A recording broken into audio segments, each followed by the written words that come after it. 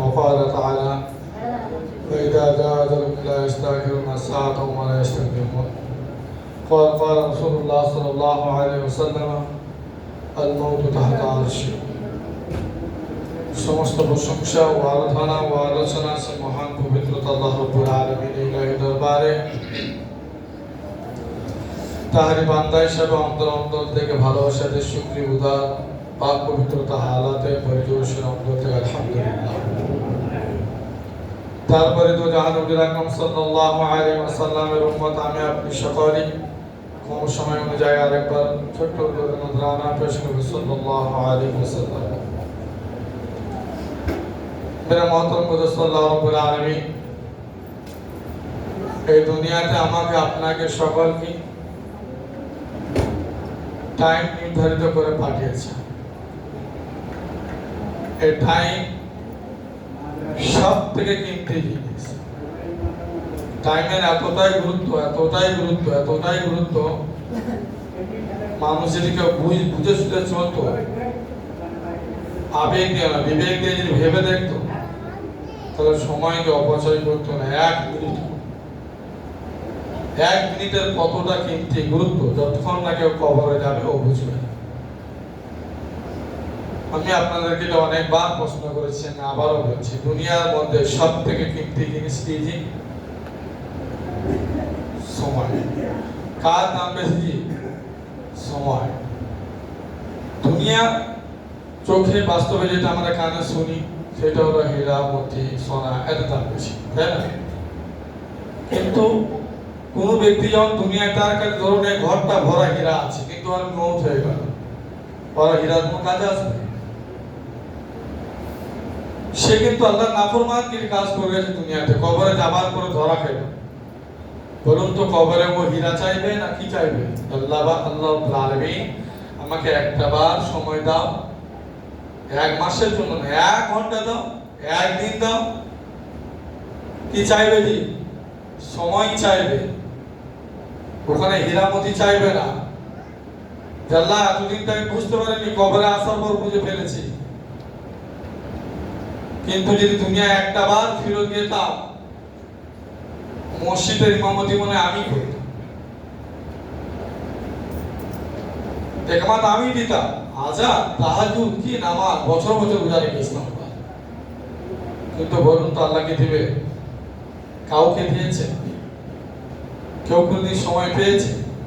আমার আপনার 14 পিঢ়ি যারা চলে গেলেন, তারা কেউ ফিরে আসছে? কেউ আসে না। আল্লাহ তাআলা ইনসানি খায়রু মিন আদ-দাহরি লাম ইয়াকুন শাইউন মাযকুরা, 29 পারায় সূরা ইনসানে পড়ে দেবেন প্রথম আয়াত। আল্লাহ তাআলা ইনসানি খায়রু মিন আদ-দাহরি লাম ইয়াকুন শাইউন মাযকুরা। তুমি বান্দা কিছুই ছিলে না, আমি আপনি কিছু ছিলাম। 100 বছর আমাকে কেউ চিনতো? 100 বছর আগে এখানে 100 বছর হায়াত কেউ পায়, আমরা যারা আছি এখন আপাতত। 100 বছর আগে এখানে কেউই ছিল না, আমার চিহ্নই ছিল না। কি দেশ কি দুনিয়া কি বাবা কে কেমন কিছুই জানতাম না। যিনি আল্লাহ আমি কিছুই জানতাম না, সামান্য নাপাক কাতরা পানির থেকে তুলে নিয়ে এসে এত দূরে পৌঁছেছে, যাকে দেখে মানুষ সুবহানাল্লাহ পড়ে, বলুন সুবহানাল্লাহ। দুনিয়াতে বান্দার এক এক মানুষের এমন চেহারা আছে, দেখলে দেখতেই মন যায়, বলুন সুবহানাল্লাহ, তাই না? এটা বানিয়েছে আল্লাহ রাব্বুল আলামিন। কিন্তু সে আল্লাহকে ভুলে রাখে আমার আপনার ঠিক হয়েছে। আজ জুমার দিন আলহামদুলিল্লাহ ভালো মুসল, এটা আসর ফজরে ইশা মাগরিবের গায়ে। ফাইদা জাআল আজলুম লা ইস্তাগফিরুনা সাআতাও ওয়া লা ইস্তাগফিরুনা হাত্তা, আল্লাহ রাব্বুল আলামিন বলেন, যার যেখানে আমি সময় দিয়েছি স্যার সেখানেই মওত হবে। 1 সেকেন্ড এদিক ওদিক হবে না। 1 সেকেন্ডটাকে যদি 1 কোটি বার টুকরো করা হয়, ওটা চোখে দেখা যাবে না, মাইক্রোরে মেশিন লাগবে দেখার জন্য। আল্লাহ রাব্বুল আলামিন বলছে অতটা সময় আমি এদিক ওদিক হতে দেবো না, তোমার মন যেখানে আছে মন ওখানেই হবে। অর্থাৎ মেরে মহতরম দোস্ত, আপনাকে এবং আমাকে আল্লাহর ইবাদত করার জন্য সময় কেউ বার করে দেবে না। সময় আমাকে আপনাকে বার করে দেবে। বুঝতে পারছেন? এই যে সময়, এই যে ঘড়িটা চলছে দেখো, দেখি আমার আপনার জন্য সময়টা রুখে আছে? বলুন রুখে আছে? রুখে নেই। শেষ কেস আমার হায়াতও রুখে নেই। আমার হায়াত, ঘড়ি যেমন কাঁটা ডিক ডিক করে ঘন্টার পর ঘন্টা পেয়ে পার হয়ে চলে যাচ্ছে, ঘড়িও যত আগাচ্ছে আমার আপনার হায়াত তাও গ্যারান্টি নেই যে 80 বছর পাবো। ও আজকেই চলে যেতে পারে, ও এখনই যেতে পারে। কিন্তু মেরে মহতরম দোস্ত, সময়টা আল্লাহ রাব্বুল আলামিন দুনিয়ায় দিয়েছে। মা খালাকতুল জিন্না ওয়াল ইনসা ইল্লা লিয়াবুদুন। অর্থাৎ আল্লাহ রাব্বুল আলামিন জিন ইনসানকে তো বানিয়েছেন তার ইবাদত করার জন্য। সব থেকে বড় কথা কি জানেন?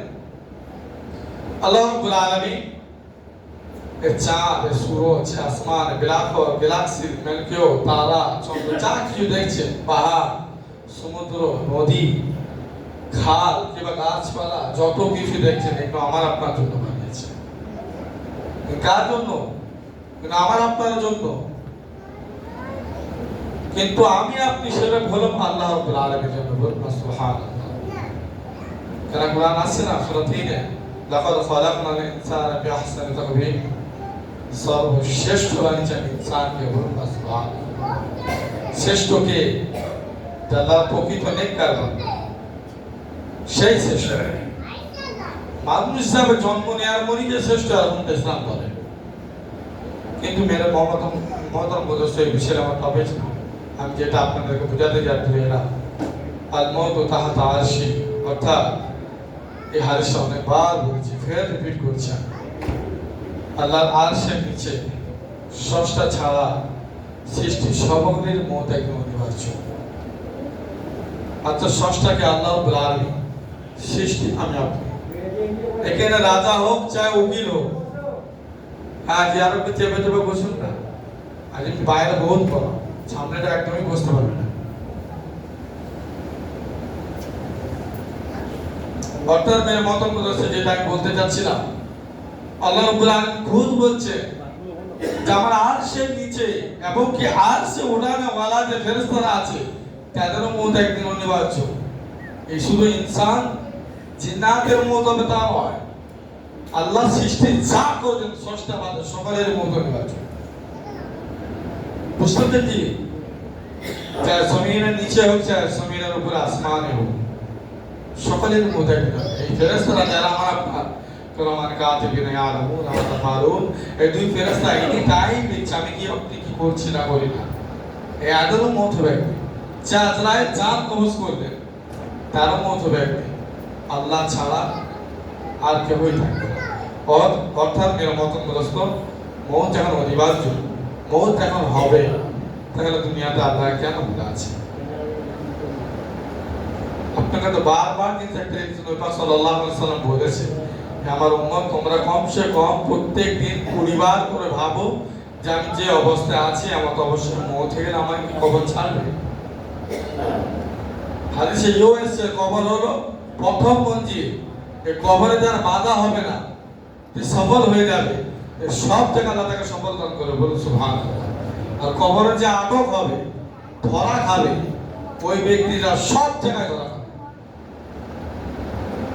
আচ্ছা, এটা হাদিস তো না, বানাওয়ার কথা বলছি, এটা হাদিস না। এবারে বলি, অনেকে জান্নাতে সার্টিফিকেট দিচ্ছে, তারা ওরা কি করে দেয়? শয়তানের উপরে ওরা। কথা বুঝতে পারলেন? নবী মুহাম্মদ মুস্তাফা সাল্লাল্লাহু আলাইহি ওয়াসাল্লাম বলেছেন, তোমার কবর আখেরি মঞ্জিল নয়, সর্বপাশ মঞ্জিল। তুমি এখানে যদি ধরা খেয়ে যাও, সব জায়গায় ধরা খেয়ে যাবে, ওখানে কেউই যাবে না। হযরত খাদিজা রাদিয়াল্লাহু তাআলা আনহাকে আল্লাহ স্বয়ং সালাম দিয়েছিল, জানেন তো? আজ শুনেছেন তো কোনদিন? এই হযরত খাদিজা রাদিয়াল্লাহু তাআলা আনহাকে কে সালাম দিয়েছিল? আল্লাহ। তো আল্লাহ রাব্বুল আলামিন যখন সালাম দিয়েছেন লম্বা কাহিনী, ওদিকে আমি যাব না, মেন যেটা বোঝাতে চেয়েছি, তিনি ওফাত হয়ে যাওয়ার পরে মুহাম্মদ মুস্তাফা সাল্লাল্লাহু আলাইহি সাল্লাম তার কবর থেকে উঠে আসছিল না। কিসের জন্য? যে খাদিজাকে এখনই সওয়াল জবাব করবে, তার উত্তরগুলো আমি দেবো। আল্লাহ তখন জিবরাইল আলাইহিস সালাম মাধ্যমে পড়েছিল, ইয়া রাসূলুল্লাহ আপনাকে দাঁড়াতে হবে, তার উত্তর আমি নিজে দিয়েছি, বলুন সুবহানাল্লাহ। তো খাদিজা রাদিয়াল্লাহু তাআলা যাকে আল্লাহ সালাম দেয়, ও মানুষটা মনে হয় খারাপ নাকি? তার থেকে শ্রেষ্ঠ আর কে হতে পারে যে আল্লাহর সালাম পায়? তার সালামের তার জবাব মারবুকা মাদিনকে সওয়ালের জবাব, কিন্তু নবী পেরেশান হয়ে ওখানে দাঁড়িয়ে থাকতে পারে আর কার পূজা ধরে বসে আছেন, আমার কবরে সওয়াল জবাব মুক্ত দিয়ে দিবেন, জান্নাতের সাথে নিয়ে নিচ্ছেন, ঢুকে দিয়ে দিলে জান্নাত পেয়ে যাবে। এরকম মিথ্যা হবে না। তাই মেরে মতন বুঝতো, আপনাকে জান্নাতে যেতে গেলে আপনাকে ইবাদত করা লাগবে। তাই মেরে মতন বুঝতো, বললো নাফসিন জায়গাতুল মউত, মউতের সুরাপান অনিবার্য, আমাকেও করতে হবে, ওদিকেও করতে হবে, আর মুখের সাংবাদিকেও করতে হবে, এলন মাস্কও করতে হবে, বিলগিসকেও করতে হবে। তাই দুনিয়াতে চিরস্থায়ী কেউ হয় না, এটা হলো ক্ষণস্থায়ী জিন্দেগি। চিরস্থায়ী হলো কবর থেকে স্টার্ট, ওখানে আর মৌত হবে না। তাই ইবাদত করবেন কি না করবেন, এটা আল্লাহ আলামিন আপনাকে বিবেক আবেগ দিয়েছেন, ভেবে দেখতে হবে। যদি না করেন, আল্লাহ আলামিন আপনার একটা দিনও অক্সিজেন বন্ধ করবে না, করে দেয়। আমরা নাফরমান বান্দা আছে 24 ঘন্টায় গুনাহ কাজে থাকে, নাপাকে থাকে, কিন্তু আল্লাহ তার অক্সিজেন বন্ধ করে দেয়, রিজিক বন্ধ করে দেয় না, করে দেয়। সূরা রহমান তো রোজ পড়ে, সূরা ফাতিহা রোজ পড়া হয়, পড়ায়নি? আর রহমান আর রহিম, এর সময় যদি মানে দেখেন কিয়ামত পর্যন্ত বুঝবেন না। আর বুঝতে গেলে ফেকাউসও দেখতে হবে, তাফসীর করতে হবে। রহমান তিনি দুনিয়া, তিনি স্রষ্টা, সৃষ্টিকে তিনি রিজিক দিবে, যতই খারাপই করুক না কেন। অনেক সময় তিনি অনেক সময় ধরে নেয়, বিপদ আপদ দেয়, কিন্তু ডাইরেক্ট ধরবে না। কিন্তু কবর জিন্দেগি যাবার পরে তিনি রহিম আর রহমান আর রহিম, সেখানে আছেন সূরা ফাতিহাতে। রহমান তিনি দুনিয়াতে স্রষ্টা বলে তিনি রিজিক দিবে, তা নাহলে পৃথিবীতে যত গায়ক কম এই ইসরায়েলরা, এরা তো 1 সেকেন্ড অক্সিজেন পেত না। ফিলিস্তিনের উপর কি আর অত্যাচার করছে তারা, মাসুম বাচ্চাদের উপর বোম ফেলা হচ্ছে, কিন্তু তারা রিজিক পাচ্ছে কিনা পায় না, তারাও পাচ্ছে। রহমান তিনি দুনিয়াতে ডাইরেক্ট ইন্টার ধরবে না কাউকে, কিন্তু কবর জিন্দেগি হাসর জিন্দেগি তিনি রহিম, সেখানে 1 সেকেন্ডের জন্য আলামিন আরামদায়ক করবেন না, সেকেন্ডে করবে। তাই জোরহাত করে বলছি যে মেরা মহতরম দোস্ত, ইবাদত আপনাকে করতে হবে না করতে হবে না, বিবেক দিয়ে ভেবে দেখবেন রব্বুল আলামিন বাস্তবিক আমার এত বয়স হয়ে গেল, আমি তো এমন কি ইবাদত বান্দেই করি না। অনেকে হয়তো ভাবে মৌত হয়ে গেলে কি আর ইমাম সাহেব কবরে দেখতে যাবে নাকি কি হচ্ছে না হচ্ছে, ও যখন হবে তখন দেখে নেবে। তাদের দুটো পায়ে হাত রেখে আমি বলছি, দুনিয়ায় বেঁচে আছেন হয়তো কথাটা বলে দিলেন, কিন্তু কবরে যখন হবে তখন আপনি দেখে নেবেন, আপনাকে দেখার আর কেউ থাকবে না। তখন আপনি কি দেখবেন? সে তো আল্লাহ রসুলকে মিথ্যাবাদী মানে দিচ্ছে দুনিয়াতে। বলুন তো, এখানে যেটা আছেন কবর জিন্দেগি যাবার পর সাওয়াল জবাব হবে, হাসরে উঠতে হবে, এটা বিশ্বাস করি কিনা করি? করি তো কি? যদি বিশ্বাস না করে তার ঈমান নেই। তার বিশ্বাস যদি করেন কোনো ব্যক্তি, তারপরে যে কথাটা বলে কবরে কি হবে দেখে দেবো, ওই ইমাম সাহেবরা বেশি বলে। আল্লাহ রাসূল কুরআন হাদিসে এসেছে কবরে সওয়াল জবাব হবে, তুমি ভালো কাজ করলে ওখানে মামাইয়া আমার মিসকাল দারাতিন ফায়রায়ালো, মামাইয়া আমার মিসকাল দারাতিন শাবায়ালো। সারা পরিমাণ ভালো কাজ করলে তার বদলা আপনি পেয়ে যাবেন, সারা পরিমাণ খারাপ করলে তার বদলা আপনি পেয়ে যাবেন। কুরআন থেকে আল্লাহ বলছে, ও বলছে যখন যা হবে দেখে দেবো। আরে কি দেখে দেবেন? ওখানে তো দেখার মতন আপনাকে কেউ থাকবে না, আল্লাহ আযাব থেকে বাঁচাবার। তাই বিবেক দিয়ে ভেবে দেখবেন রব্বুল আলামিন এত কিছু আমাকে এতদিন সময় দিল, আজ 30 বছর, কেউ বা 7, কেউ বা 40 পেয়ে গেলাম, এখনো মত হয়নি, বেঁচে আছে এখনো দুনিয়াতে। তখন আমি আপনি যারা খারাপই চলছি ফিরে আসতাম, ফিরে যদি না আসি আজকে কিছুদিন দুনিয়াতে দেখবেন এখানে যেটা আছি কম বেশি আমরা কারো না কারো জানাজা করেছি, করি না? পড়েছি না পড়ি না? জি, কোনোদিন না কোনোদিন কবরস্থানে গেছি, যায়নি? তাহলে বলুন তো, আল্লাহ রাব্বুল আলামিন আপনাকে জানাজা পড়ছেন, দেখে দিল জানাজা কার হচ্ছে না। আপনি কবর মাটি কাটছেন, সেখানে লাশ কেমন করে শুনছে দেখছেন, কত আশেপাশে কবর শুয়ে আছে তাও দেখছেন। এর পরদিনে আপনার অন্তর না খুলে, এর পরদিনে আল্লাহর ভয় আপনার মধ্যে না ঢুকে, 100% ওই ব্যক্তিটার ইমানে দুর্বলতা আছে। আপনার এত অন্তরটা মোটা কেন? অন্তর যখন মোটা হয়ে যায়, খতামাল্লাহু আলা কুলুবিহিম ওয়া আলা আবসারিহিম গিশাওয়াতুন, সূরা বাকারা এসেছে প্রথমে।